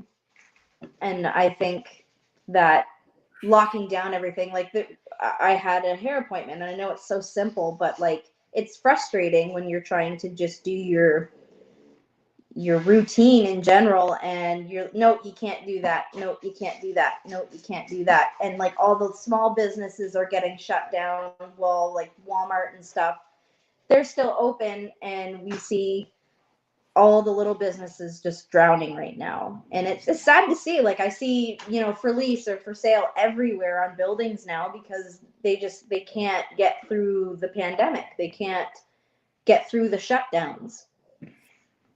It's sad. It's really sad. It doesn't help the economy at all.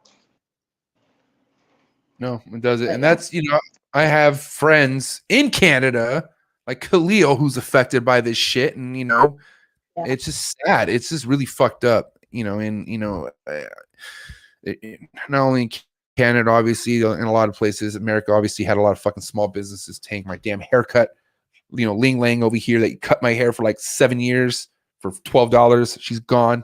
So sad. Yeah. It does suck. And, you know, for an example, like I know that tattoos are not a necessity, but they're like one of the cleanest places that you could ever go. Like they're sanitized, but that's shut down too. And I'm just like, man, that's probably cleaner than your local Walmart. You go into a tattoo shop, you know what I mean? But Yeah. it's just my opinion, I suppose. But it just sucks. I'm over it. I'm with you. I'm over it. All we can do is hang tight. Like, look, we got through last year. What they want, we have to put up another year. This shit is what it is. We just got to make the best of it, you know. Thank God for animals. Yeah. Oh my God, I couldn't go to like see my horse or go down with the reptiles. Okay, sorry guys, we're gonna get off the topic of ball pythons a bit because she has other cool fucking animals, and I want to get to that. So let's get into the mammals real quick. So you have a horse.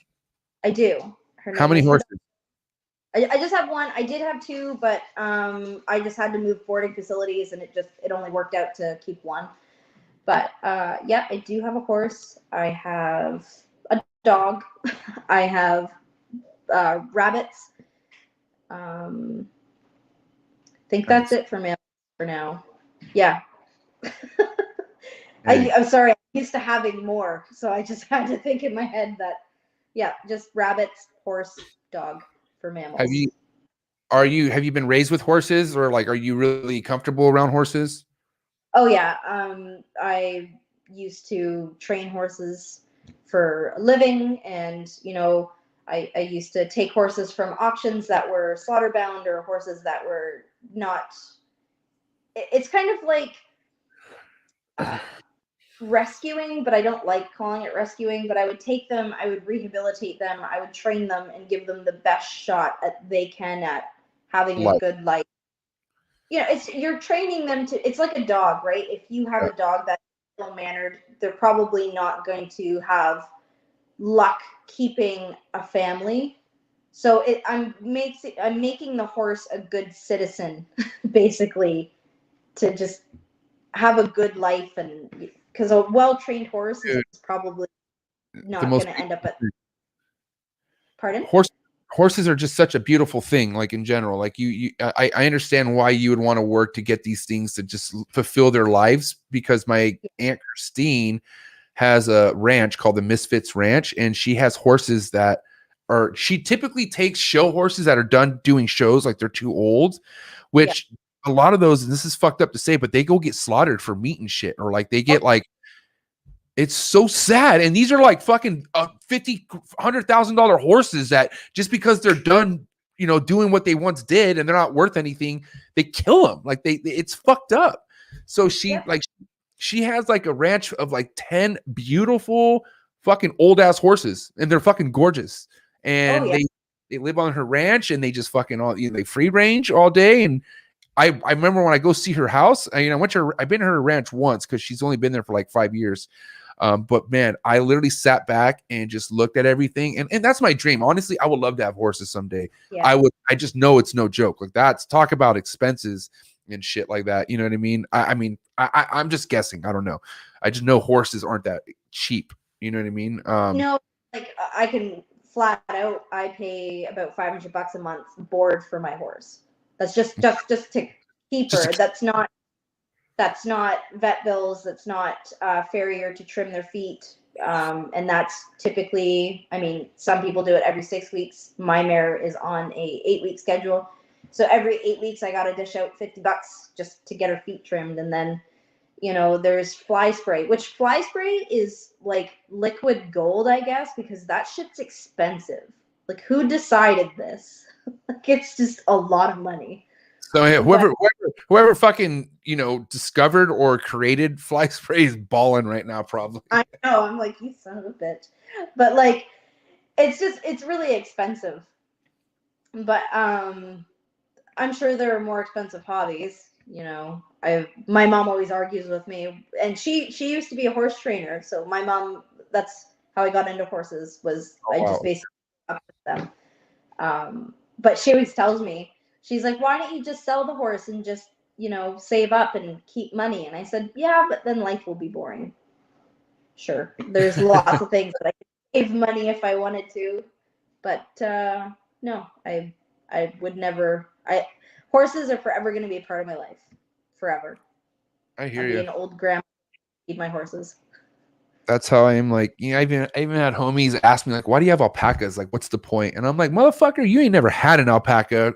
Obviously, you ain't never have one fucking all up in your face, and you know the icon. Like, it's just kind of the thing. Like, okay. Could I ever predict I was gonna have alpacas? No. But will I? Do I ever regret? Do I ever regret having alpacas? Hell no. And will they ever leave me? Hell no. Like, these things are family. Like, they're with us forever. Like, they ain't ever leaving. Like, I love them. Adorable. Yeah, I fucking love them. And you know, yeah, I you know, my my maintenance bill or whatever to feed them, their food bill is not that much. You know, it's what, $60 a month. I mean, they go through a bale each every month. You know what I mean? And they only get sheared once a year. And you know, when they get sheared, they get their, you know, their hooves and all that shit, you know, filed down or whatever. But and that's kind of expensive. They said you could do it yourself, but I'm too scared to fucking shear. I'm good. Have you seen shears? They're like this big.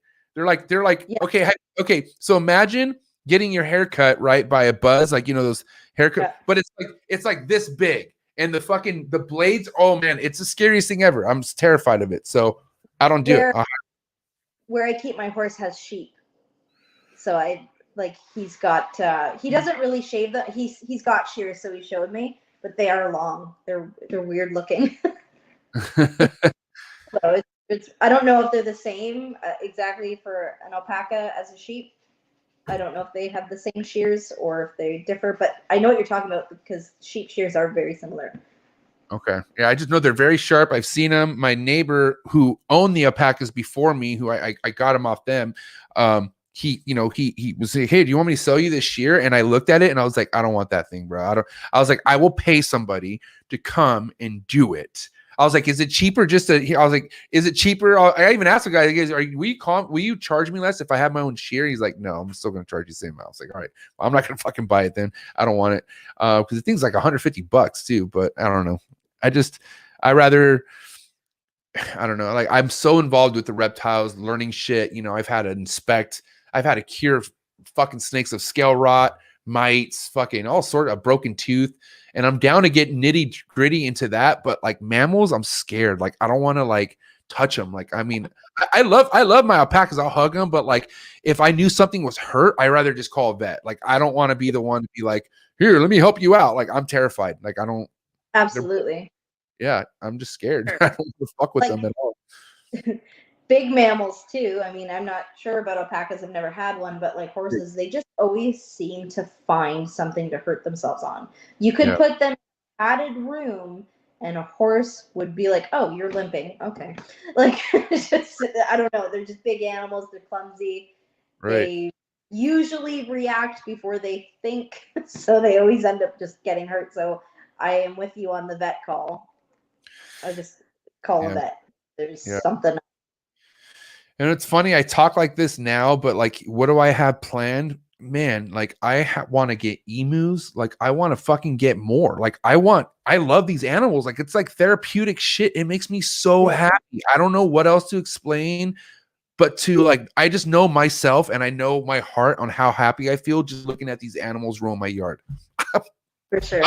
I don't get sick of it. Every morning, afternoon, Like, and this is like, it's like my break area. Like I stopped doing the snake stuff and I go fucking stare at my alpacas. Yeah, I get spit on them, but I don't give a shit. You know, like it's just life. Like this is like real life. You know why I love this? Because I once grinded in a building. I worked in an office in a cubicle type setting, and I was depressed. I was only there to make money, and that money I was making wasn't even enough to make me happy. Like it was just never ending. I was just not a happy person. And I always wanted to live a different life, but no matter what I was doing, I needed to work. But this fucking animals, I love this industry so much, man. Like Me if too. if it wasn't for these snakes, Mariah, I wouldn't be, you know, first off, I will always say if it wasn't for my wife, because my wife right there, bless her heart, she got me out of the bullshit I was in before the snakes. And because she directed me in the right way, it led to all this. So I will always say my love, my respect, everything will always go to my wife. And then the wife led me to the beautiful fucking life I live with the snakes. And I'll always be in debt to these animals. I'll always be in debt to them. Always. Yeah, that's awesome though. You know, that's part of the community too, where you know you share an animal that you produce, and everyone is excited for you. Everyone's sharing your pictures. Everyone's commenting. Like it's just wow, what an animal. Blah blah blah. So it's such a supportive community, and just you're right. Like these animals, just even I've struggled with depression in my life, and Yeah. it just even if it goes away for 10 minutes, even if I go look in bins, just a night check. It's just amazing. I love these animals. I had a hard time just learning to just make money the legit way. Like, meaning like I always got money the way I needed to get money where in my area, you know, and I'm just talking like, you know, just hustles like drugs and shit like that. Like that was just how I got a lot of money. Right. And when I stopped that, like, you know, I'm a kind of person, and I'm a lot better about this now, but like when I know I don't have money, I fucking freak out. Like my heart, like I don't, like, even though I don't need the money to spend right then and there, I want to know I'm okay financially. I always want to know I'm okay financially. So when I stopped doing that bullshit, obviously I was in a position where I was broke. Like I was just broke, and I couldn't, you know, when you're broke, you don't do shit. You can't do anything. You do what you can. And I did that for 2 years. And what got me by all that, what mentally sanely got me through all that and made sure that I kept my marriage and all that, was the animals. Like, dude, the animals kept my mind like this. I didn't give a fuck about partying. I didn't care about like the old friends I used to have and go out with and do all the fucking dirt I used to do with. Like, I didn't give a fuck. All I cared about was like, hey, every now and then I'll get another snake. Like, it wasn't every day, but like that was like my gift to myself for being good and not fucking, you know, fucking off and shit like that. And you That's know, awesome. dude, yeah, it's amazing. Like I said, and that's why, like, you know, this is just the beginning of this reward feeling that I'm sure we both feel and share, because once we get to meet in person, we meet all these other people that we've been following and talking to, like the shows, man. I just hope everyone out there, and hopefully even you, when things calm down, you can get your ass over here in America to some USA shows. I'll get my ass over there in Canada. And, you know, we'll all just get together. You know what I mean? That's what it's all about. You feel me? For sure. Yeah, absolutely. I love that. That's awesome. Now, your spiny, can we talk about your lizards real quick, or the lizards you keep? Yeah. So they're Mexican spiny tail iguanas. They're so I have they're Stenosauria pectinatas is what I have. They can come in morphs too, like Bell's phase, that type of stuff. But Right. so I don't have any bananas, but there's banana. I have one blue, and then they got pieds, and then they got black. So I have 2 pieds, and I have a blue. My big guy is Shiloh. He's my blue. Nice. The most intelligent animal that I have down there. He is so smart, so intuitive. Like I walk into the room and he watches me and just checks out what I'm doing. I'll open up his door. Most of the time he enjoys being in his enclosure. Like he likes chilling on his ledge, but Right. I'll open it up and I'll put like his food on the floor and he'll come and chill with me. He loves my hair. He is my stylist, I guess, half the time. But he'll like my head all the time. I'll just be like talking to my mom on FaceTime, and all of a sudden Shiloh will just slide down. She's like, "He was on your head the whole time?" Yeah. That's so. Yeah, and then I got my 2 little guys. They're psychos. The males always seem to be the crazier ones, huh? It's funny.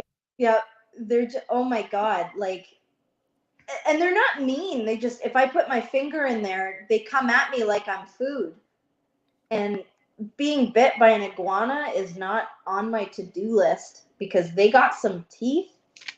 But like, I can't wait until they're at Shiloh's size and age because they do die down a little bit. They're also the world's fastest lizard. Wow. I'm not mistaken. I'm pretty sure Mexican spiny-tailed iguanas are the fastest the lizard. Like, Period. yeah. Damn. And dude, and that's crazy to say because lizards monitors are quick in general, period. Like they're fucking quick. Like every time, because I'm at the stage where, you know, Mac Dre and Alice will come to my arm and they'll take food. You know what I mean? Yeah. And Mac Dre is the one I'm kind of scared because he'll take it and like he'll just stop and like look at you. And like I mean, he hasn't yet, thank God, but I know he can either go this way, jump this way, or go back into the enclosure. You know what I mean? So Yeah. I typically let him come out, and then when he's eating, I go into the enclosure like that, just because like I don't want to have to chase that fool around. Like I don't want to chase a really expensive monitor lizard around the fucking trap, you know? And then obviously, yeah, you know, and dude, I have nightmares of losing this thing already. Like it's crazy. Like I don't, because I've lost snakes. I've like had things get out, and every fucking morning, I shit you not, I always have the fear that even though this enclosure is completely fucking secured and sealed, I just have like my heart races until I see their heads poke up, and then I'm like, oh, there they are, and it's just it's such a reveal feeling, and but dude, they're fast, and I can't imagine having one that's faster than all of them. Like, you know what I mean? Shiloh's, I don't want to call him lazy, but he's very laid back. Like he'll come out and he'll chill with me. He'll walk around the room. He gets in like, he's not aggressive, but he'll get in like little moods where he'll like puff out at me if I went to go pick him up, and he'd be like, "Nah, fuck you." But he gets over it real quick. I just pick him up anyway. But the little ones, they have it's not manners, but it's just no respect for people. He's not calm. Like neither one of them. They just want to go.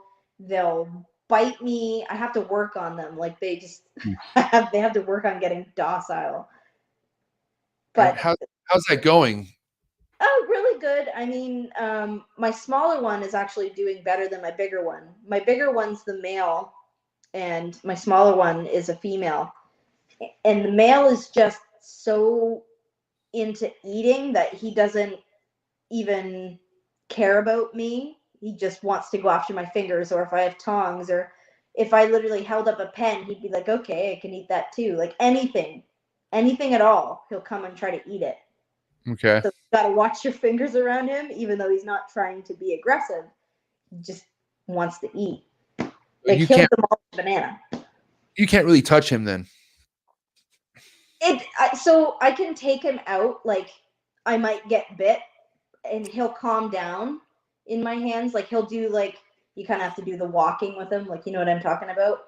Yeah. I'll do that with him, and then he does calm down. But when I first take him out, that's the worst. Like just to open his cage in general, that's when he's all like, he's all over the place. Yeah, or he'll come at my fingers.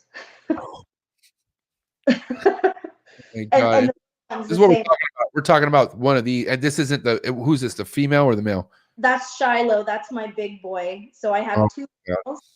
The psycho male is little. And yeah, but that's Shiloh. He's my blue. He's a Stenosauria pectinata. And I believe that he came from Thai Park originally. I bought him as not even the same species. And then when I got him, I had messaged Thai Park and just wanted to confirm with him. And he's like, yeah, that's not even female. That's male. And I said, yeah, I assumed it was male because it's got a lot of pores. But yeah, he's the best thing in the world. He makes my bad days better. He's just my little buddy. That's so cool. Yeah, these things are something else, man. They really are. $200 for him off Kijiji. And that's cheap? Oh yeah, like I'm not even sure what a blue is worth. There's only 3 that I know in Canada. But Wow. yeah, I was looking for a female, but then I was told that it's kind of hard to get them in. But yeah, he's just my buddy, and best $200 I ever spent. For reals, I was gonna say that's honestly like that's a huge come up. I would have easily spent $200 on that thing. Easily. Yeah. Oh yeah, he's really cool. And the nice part, he's docile too, so that really helps just interacting with him and getting an emotional, like myself, emotional to him. But yeah, it's really cool. I definitely recommend the species. You just have to get through their spaz baby phase. Yeah, right. Now, as far as their diet and stuff, it's like I heard bananas and what else do you? Is it primarily fruit or what do you feed them? So they eat both meat and they'll eat bugs. Occasionally I'll feed them a rat, mice, chick. Majority, like day to day, they're gonna be getting veggies and maybe a little bit of fruit every now and then, but lots Okay. of veggies. The darker the leaves usually is what I go for, like Kale collard, and kale, yeah, like stuff like that. Yeah, usually spring mix is what I get. They really like their spring mix. Cut up carrots, celery, like everything. I don't know if you've ever had a bearded dragon. It's kind of similar. yeah. They're, No, I've never had a bearded dragon. I've had let's see, my first lizard ever was an iguana yeah, when I was like 15, 14, and I only kept that thing alive for like a year. yeah. Yeah. Yep. They're a lot of work. Iguanas are a lot of work. I prefer spiny tails over the green iguana. I do like green iguanas. I just find that I've had green iguanas. Shiloh is calmer than the green iguanas I've had. Wow. Wow. That's to say that there aren't super quiet iguanas out there. I'm sure there are. But for him being a male, because I know that in breeding season they can get really territorial and like just aggressive. I definitely prefer my spiny tails over the green iguanas. Plus, green iguanas, I don't believe they eat meat or protein, or they don't eat bugs. They just eat their veggies and fruits. Right. But yeah, I could talk about him for hours. He's amazing. I definitely think that you should get one. Oh, I'm so like, dude, like I need to chill because there's another lace I'm getting a third. I'm getting another female. So I'm going to have one male, 2 females, but I'm like already so obsessed with the 2 I have. I'm already getting their next raise up enclosure ready. And I'm just super like, I mean, I'm excited, but it's also nervous excited because I just want to do so well. Like I just want to do good by these things. Like, you know how many people don't have an opportunity to work with the Bell's phase lace monitor and they would love to. Yeah. And I know that because I'm actually getting like, I've had, and I'm not trying to steer to negative, but I've had people literally unfollow me or not like talk to me no more because of this. And it's crazy. Like, and I'm like, what? Like, this is nuts, but hey, to each their own. Good luck to them. I'm just saying, Yeah. but I know I'm being looked at. I know I'm under the microscope and I don't, that really doesn't really stress me out. I don't give a fuck who's watching me. I just know what I have. And shout out to Sims Containers because Sims are fucking, dude, those guys are legend. They produce some of the best. No, they are producing the best monitors out there right now. And I have their work in my hands. Alex trusted me, and there's tons of people who would love to get their hands on this, but he doesn't give his monitors to anybody, just anybody. So he trusted me, and I want to do good by him, and I'm trying not to just, add anything to the plate. So thanks, Mereyehia, but no, not right now. I'm just saying it's a really good species. Like I told Billy the same thing because Billy's getting, different species and he got a Cayman lizard. And I was like, I'm telling you, spiny tails are really cool. And they can come in morphs. Like you can literally get a black and white piebald one. So that's what made me fall in love with them because I seen on Google this black and white lizard and I was like, no way. Yeah, and this is Find not. out Mexican spiny tails, and I bought 2 from Tails and Scales here in Canada, and then just went from there. Have you heard of any breeders in the United States at all? Like, do you follow any breeders that that work with it here, or is it even just as rare here as it is in Canada. There's a few people that have them. Ty Park, he's like from Iguana Land. He's got like an incredible. If I'm not wrong about that, most of Canada's spiny tail iguanas have come from Thai, and most iguanas in general, like pectinatas, probably came from Thai Park, or at least the lineage did. There's a guy in, I think he's in Quebec, and he's produced some pied spiny tail iguanas, but he's the only other person that I know in Canada that even really has them, that I know of. I know there are, but they haven't really posted them much as far as I'm aware, other than him. I'm going to name drop somebody, a guest I had on Unfiltered Reptiles podcast. And while I'm looking this up, if you guys don't already, please go down to the link in the description below, click on Unfiltered Reptiles podcast. That's the other podcast that I started with Force Fanning, rest in peace, and I do with now Desiree and Steven. But we have like, we get legendary ass fucking people on the show, like people that have been doing stuff for a long time. And one person in particular from Canada, I don't know where, this could be the person we're talking about, but Brandon Van Asten, Canadian cold blood. Have you ever heard of him? I know who he is. Yep, I know who he is. That guy is G. Yeah. He knows his shit. How do you know him?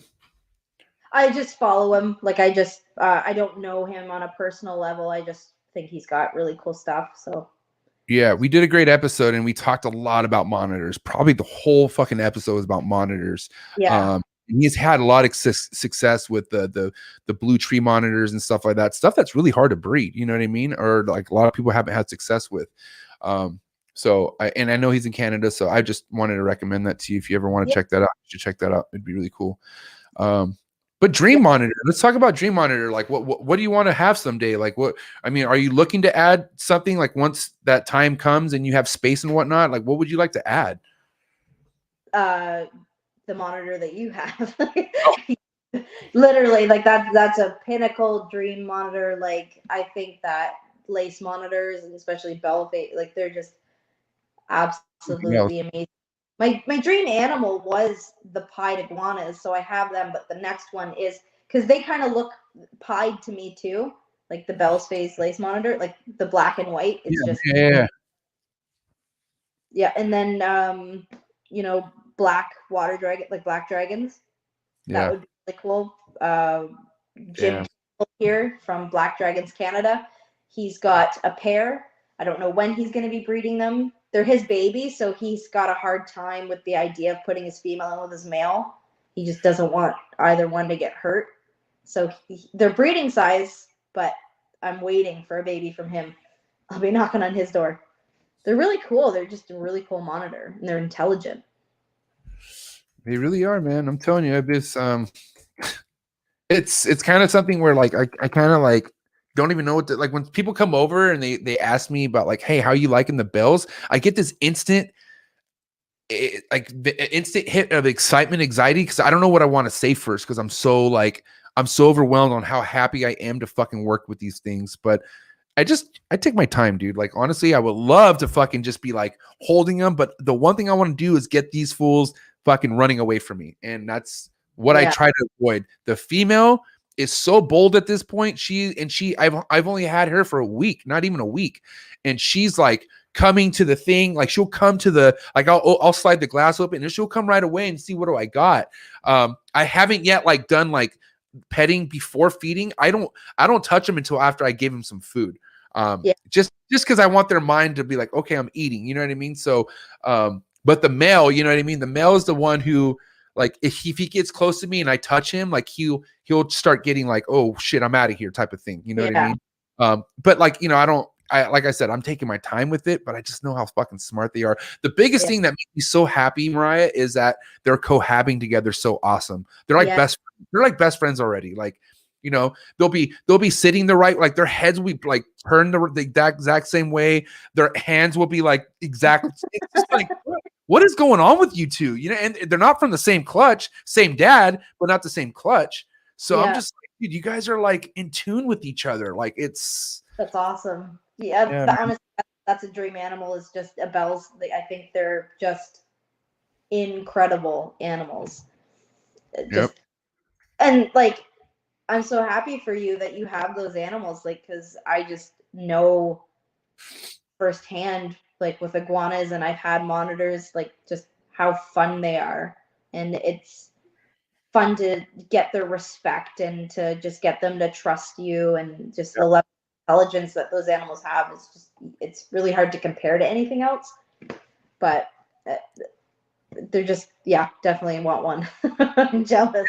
And the biggest thing is about these beautiful fucking prehistoric animals is that they don't forget shit. Like, meaning you could be treating it so well, but if you give it one bad interaction, or if you give it like one bad situation, they don't forget that for a long time. Like, it takes a while to rebuild to where they were like, just like, hey, what's up? You know what I mean? Like, Yeah. Especially at a young age. I feel like the young age is like, dude, you got to be careful. Like, don't, I'm just not so gun-ho on picking them up. I don't want to pick them up ever. Like, I rather them just come onto my hand and then I touch them, but I never want to go like this, like ever. Like I learned that the hard way with my Nile monitor that I had for like a year and a half, that fucking, I still have scars on my arm from, but like, like he never, I would always try to, that in the wild, what happens to them in the wild? They get eaten up. They get fucking swooped up by birds and shit. So they're just normally like, don't touch my back. You know what I mean? Like and that's just the natural instinct of them. But yeah, man, it's slow and easy, man. Slow and easy. Yep. And it's on their terms. I just let them do their thing, man. It's awesome. 100%. 100%. All right. So my wrap-up question for you, Mereyehia, before we get into the hot seat questions, okay, is there's there's obviously a big wave of new people coming in. Like, you obviously realize this, being the fact that you have a big following, people are following you more and more and more, but you see that there's a huge wave of new keepers coming into the ball python industry, right? Mm-hmm. Where do you see really like the longevity of most of these new keepers going? Like, do you feel like the new people who are coming in are going to be somebody who are really going to be doing groundbreaking stuff? Or do you feel like it's kind of a phase and maybe something that's just hot right now because it's being seen on television or on a rap video or something like that? But you personally, how do you see these new wave of keepers coming in and the longevity side of it? I see it as like sustaining members of our community, because, and I really hope that most, if not all, of the keepers that are coming into the community to help it grow stay. I think that there are a lot more breeders like Will and Billy willing to do shout outs and give you tips and willing to help. And I've heard Billy say this from when he started. No one was willing to help him back then. It wasn't a community so much as just the everyone in for themselves.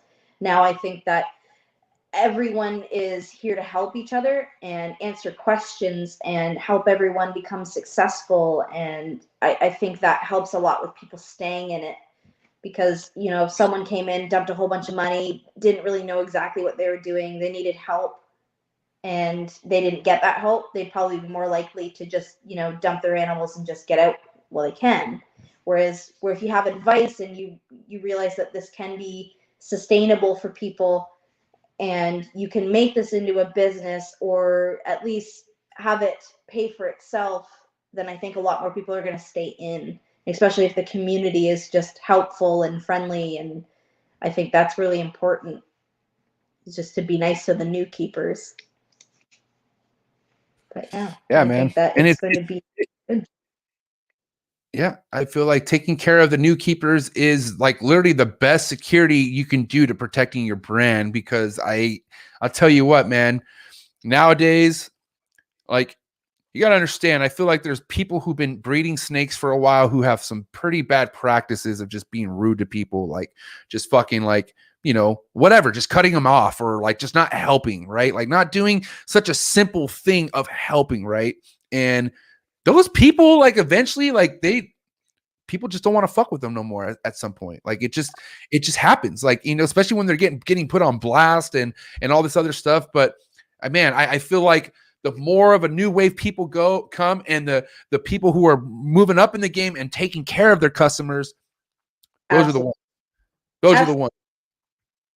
And, you know, if you have, for an example, like if you have someone that you're really nice to and you help them out, they're going to see that. And maybe when they're producing some cool shit down the road, because if they're buying your stock, it's obviously more than likely something you're interested in. So maybe they can make something that you can't. So you can it's just your customers are also like your competition is your customers and your customers is your competition. Like it's a cycle. We're on the same team. It's kind of like okay, you're kind of like, okay, remember, I mean, I know not a lot of people played sports or whatever, but like you always competed batting average wise with the next best player on your team. Like you always wanted to be good. And that's what this is. You always have someone who's going to be doing better than you because you're only as good as your last at bat or your last try at something. So, you know, some people are up here and then they fall down or they go down and then they go up again. It's the fucking wave of shit. Like it just, you catch your wave and you ride that shit as long as you can until it crashes. And then you wait till your next wave to come. That's it. But you just got to hang tight. You just got to hang tight and not get inside your own head. My boy, Andrew Acevedo, told me this a long time ago.